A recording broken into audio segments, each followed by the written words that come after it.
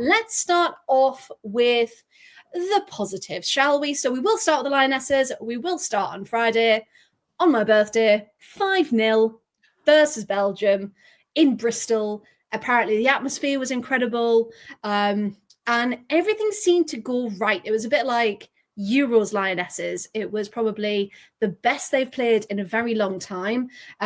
Came out very attacking, started quickly, but of course Belgium were without Woolert, which we will talk about, of course, in the return leg. But do we think?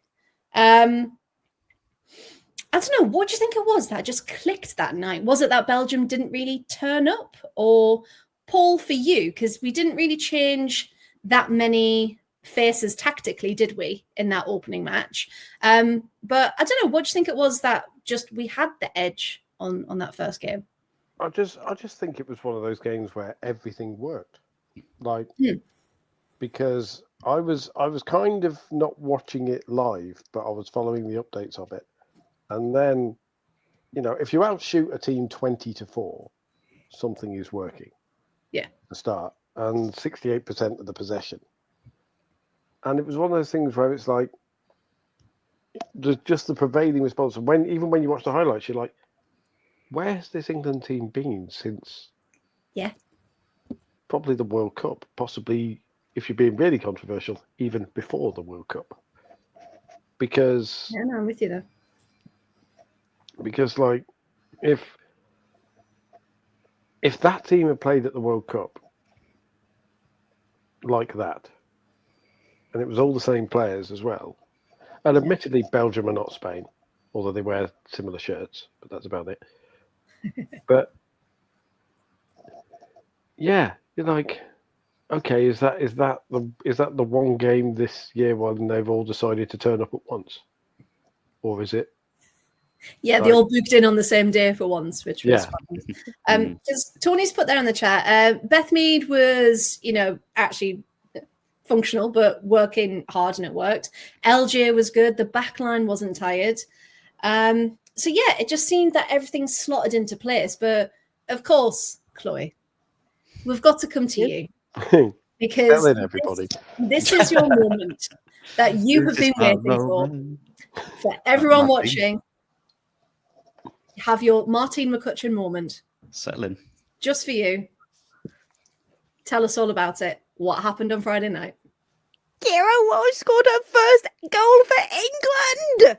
Oh my god, so picture the scene. I'm sat in the theatre watching Strictly Come Dancing, and I'm filming the end because you're allowed to. Oh. I was allowed.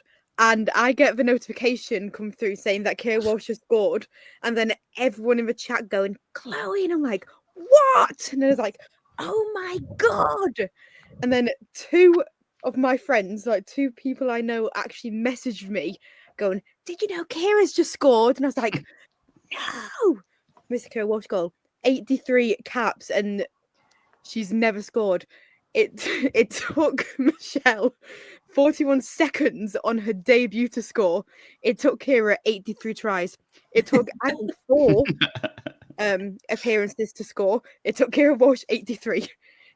She was the only senior player to never have scored for England, and now she has. It was an absolute banking goal. Don't care what Lucy Bronze says.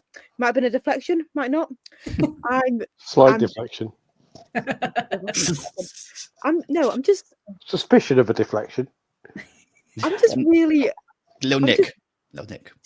Dubious goals panel level suspicion of a deflection. But no, I'm just genuinely so made up and so happy for her. Like, you could tell how much it meant to her, how much it meant to literally, like, you see Leah Williamson, as soon as the whistle went, she ran back on that pitch to hug her because she'd been subbed off at that time. And I mean, fair play to Kira. She'd been like, it's been a long time coming, and it really has.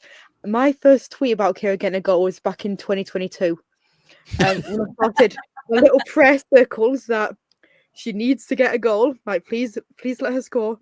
She really needs a goal. Please let her score. And now she has. She's probably one and done now, knowing Kira. But you know what?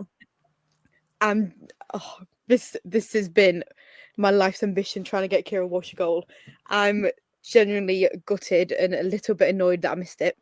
Can't lie. A little bit annoyed. I think your quote in the chat in all capitals was, "Are you fucking joking?" Pretty sure you said. I probably did. And then I sent a full-on message live from Nikita. I know, a message live from the Winter Gardens about the fact that I'd missed a Kira goal. Do you think that Kira Walsh will split her goal bonus with Justine van Hyvermaet, though? Like just half each? Yeah. Maybe 60-40 because she was actually credited with the goal, so she can claim that she had slightly more of a hand in it by she hit the shot initially before Justine van Hyvermaet drove it home from 10 yards. But Stop taking it away from Kira. You can see Chloe's face. She's like, stop talking, Paul. She's getting angrier and angrier. It's brilliant. I know. The steam is coming out of the ears. Maybe her second goal will be more emphatic. Maybe. So it could be her actual first goal for England. And now I shall 83 appearances. Thunder bastard next time. I'll never miss a Kira. I shall never miss a Lionesses game again. Maybe I should just not watch it. Kira Walsh's next goal is the Euros winner. Oh. I'm going. Shall I go? Can you imagine? Yeah, get over there. Oh my God, I'd actually die. That would be the end of my life if that happened.